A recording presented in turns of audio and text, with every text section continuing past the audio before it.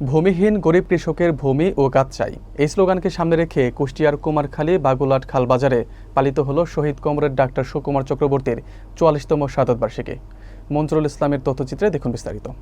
মঙ্গলবার বিকেলে তার সমাধিতে পুষ্পার্ঘ্য অর্পণের মধ্য দিয়ে দিনব্যাপী কর্মসূচির সূচনা হয়।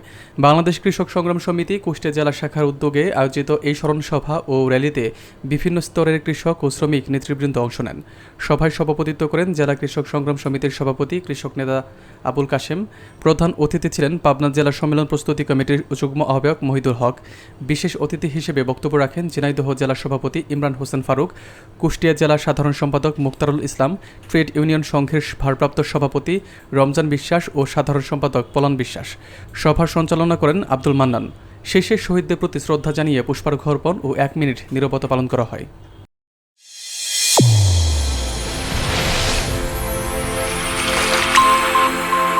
চ্যানেল A1 হৃদয়ের স্পন্দন।